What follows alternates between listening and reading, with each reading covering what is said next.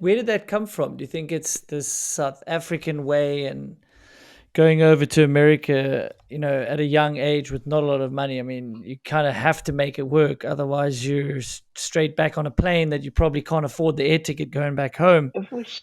Excuse me. Because I would agree. I think, I don't know where it comes from, but there is that sort of that point that there's resistance, and if you just push through some of that feels like the world telling you not to do it. It's such a fine line, though, isn't it? Yeah. But if you want No, something it's bad enough true. and you're willing to work for it, I think there's so much joy on the other side. Even if it doesn't work out, it's going to teach you some sort of lesson, right? And biking Yeah, taught but you and Sven a lesson. And it's someone that goes after their dreams and doesn't work, and you pivot. You will learn lessons from doing odd jobs oh and yeah. yeah, working I for mean, 6 months yeah. to then have debt at the end of the year. But if you really wanted it, it doesn't.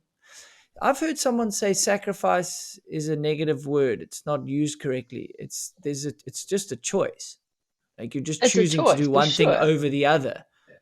Yeah, no, it's for sure it's a choice, and often people say, "Oh, you're so lucky, you know this and that," and it's like, well, yes, definitely, I'm very grateful for the life that I've lived, but there were so many choices involved and sacrifices, and you know, going through immigration twice and settling, and there's so many behind the scenes, lawyer costs and things that we were willing to do to live this life.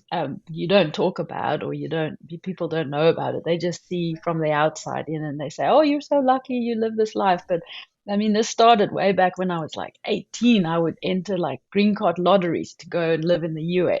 So a lot of there's a lot of there's a lot of effort that goes into creating a life that you really want, so it doesn't just fall into your lap. um, and like you said, I remember when you came to like Newport Beach, and we would drive around with a takeaway cup, and we would just reuse the same cup and fill, like, go, at all the takeaway places. We were so cheap. We had no money, and we would eat 2-minute noodles with tuna and just like stop in at all the takeaway places and refill cool drinks. And those are good memories that I'll never forget. they But they are great. we It's lemon. You always have lemonade. It looks like water. It looks like soda water that's free, exactly. and in the clear I cup. know.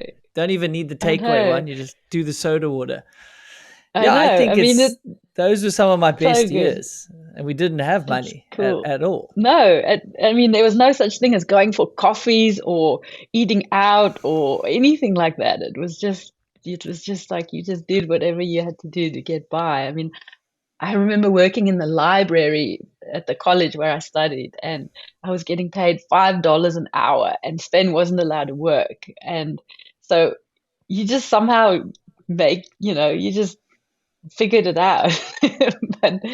but and it's just what you did to do what you love. And that's the thing. I think if you're passionate enough about it, you will figure out a way to do it. You won't just give up on it. And I think we saw that with you and so many other races that have gone through it. And it almost seems like those are the people that have seen it through their racing careers and still in the bike industry. So it's really cool because you had to build up so many relationships to get where you are. Um, you put in all the hard work racing like in America and all the local races, and then international races, and made the effort to meet all your sponsors and create relationships. And those are the things that in the long run matter. And that's some people will be like, oh my god, you're still an ambassador for a company, or like you're still with Juliana, and it's like we've built up such a long solid relationship. And it's very easy to burn bridges in this small industry. And if you don't do that, and you work with your sponsors, and you can have a very long healthy relationship, and still be of value to them even when you stop racing.